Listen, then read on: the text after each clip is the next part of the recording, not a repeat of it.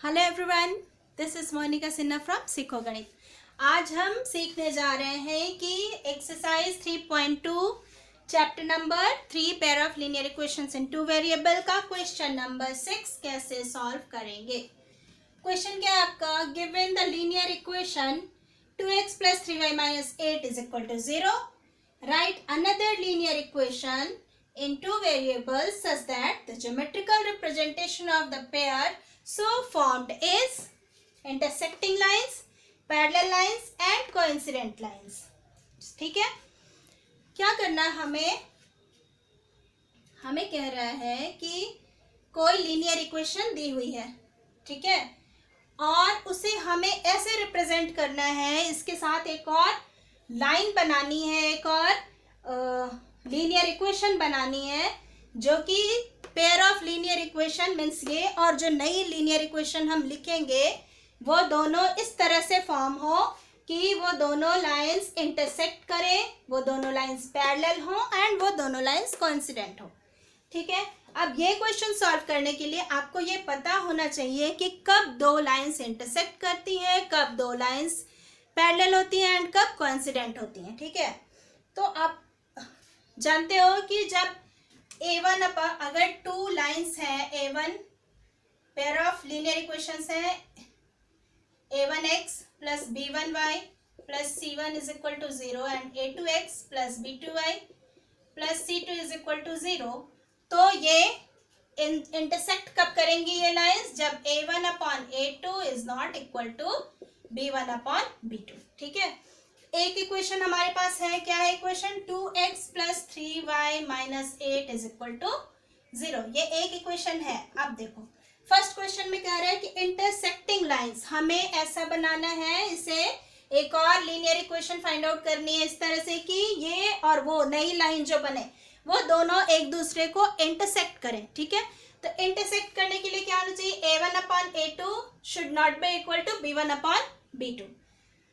यहाँ पे A1 क्या है? यहाँ पे A1 है 2 एंड B1 है 3 एंड C1 है आपका -8। ठीक है, तो हमें ऐसा कुछ रखना है कि A1 upon A2 is not equal to B1 upon B2 है। तो हम यहाँ पे अगर रख दें 3x plus 2y plus 7 is equal to 0, अगर ये इक्वेशन हम बनाते हैं तो चेक करो क्या A1 अपॉन A2 क्या आती है?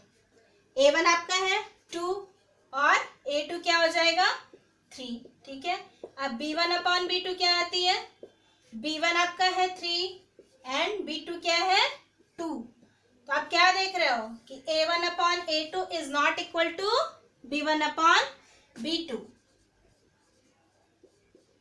ठीक है, इसलिए क्या होगा, ये इक्वेशन जो है ये और ये इक्वेशन एक दूसरे को, ये और ये इक्वेशन जो है उस तरह की पेयर ऑफ लीनियर इक्वेशंस होंगी जो एक दूसरे को इंटरसेक्ट करेंगी। बात समझ में आ गई?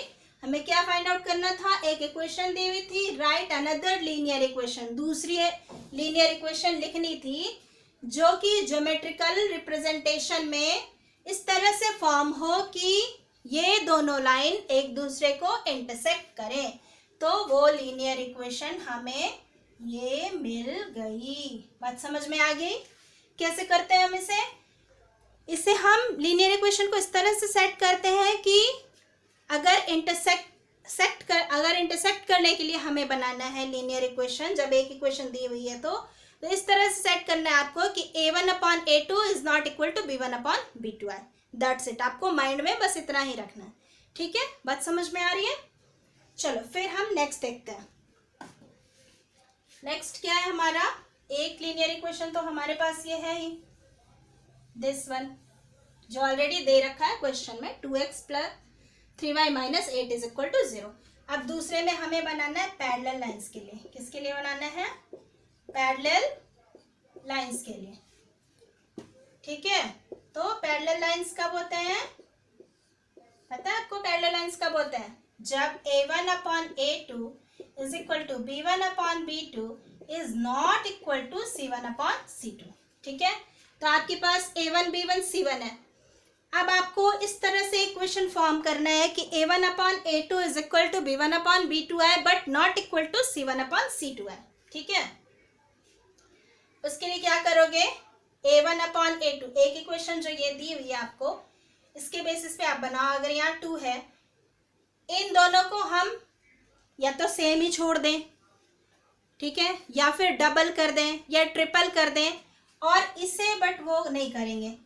अगर इन दोनों को डबल कर रहे हैं तो इसे नहीं करना होगा, इन दोनों को ट्रिपल कर रहे हैं तो इसे नहीं करना होगा, इसे कुछ और ही रखना होगा। बिकॉज अगर तीनों को सेम तरीके से आप डबल या ट्रिपल कर दोगे तो क्या होगा, फिर से एक इक्वेशन वैसी तैयार हो जाएगी जिसमें a1 upon a2 is equal to b1 upon b2 is equal to c1 upon c2 आ जाएगा। लेकिन पैरेलल लाइंस के लिए आपका होना चाहिए a1 upon a2 is equal to b1 upon b2 is not equal to c1 upon c2। ठीक है, तो चलो इसे हम डबल कर देते हैं। ठीक है, x और y के कोएफिशिएंट्स को, तो ये आ जाएगा 4x प्लस 6y माइनस, यहाँ पे कुछ भी रख दो, माइनस प्लस कुछ भी, प्लस 7 इज इक्वल टू 0। ठीक है, अब यहाँ देखो a1 अपॉन a2 क्या आता है, a1 2 है, a2 हमने यहाँ से निकाला 4, b1 अपॉन b2, b1 3 है, b2 हमने यहाँ से निकाला 6। ठीक है, and c1 upon c2, c1 minus 8 and c2 7। ठीक है, ये क्या है 2 upon 4, so 1 upon 2, 3 upon 6 is equal to 1 upon 2।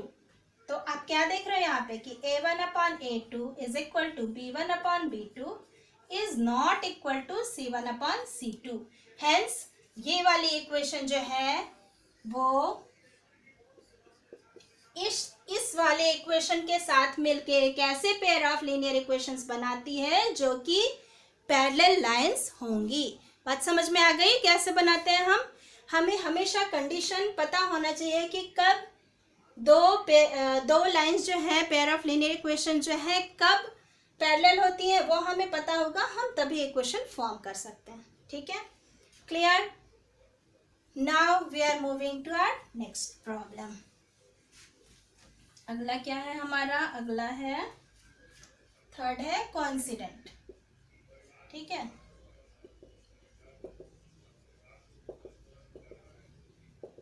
ठीक है, कोइंसिडेंट लाइन कब होती है? जब a1 upon a2 is equal to b1 upon b2 is equal to c1 upon c2। ठीक है, इस केस में या आप क्या करोगे, इसे या तो डबल कर दोगे या ट्रिपल कर दोगे या हाफ कर दोगे, व्हाटएवर जो भी करोगे वो तीनों के साथ करना पड़ेगा। Means a, b and c, a1, b1 and c1 तीनों में या तो 2 से मल्टीप्लाई कर दो, डबल कर दो, या तो 3 से मल्टीप्लाई कर दो, ट्रिपल कर दो, व्हाटएवर जो भी करोगे वो तीनों में करना होगा, क्योंकि रेशियो तीनों की हमें इक्वल चाहिए। Means a1 upon a2 is equal to b1 upon b2 is equal to c1 upon c2 होना चाहिए।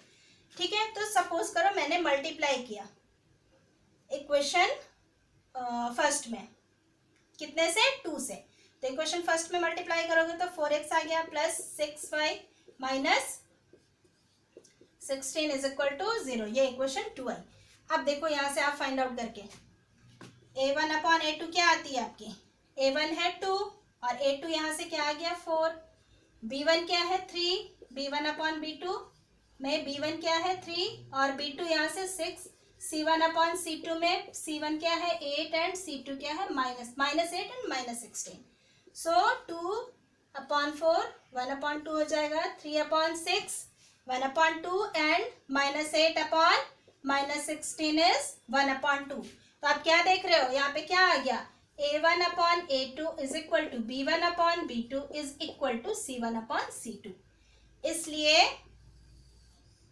ये वाली इक्वेशन जो है और ये दोनों पेयर ऑफ लीनियर इक्वेशन है जो कि कोइंसिडेंट लाइंस हैं। बात समझ में आ गई? Is this clear? So in this way we can form such an equation which can such a pair of linear equations which can intersect each other, which are parallel to each other and which are coincident to each other. Is it clear? Thank you.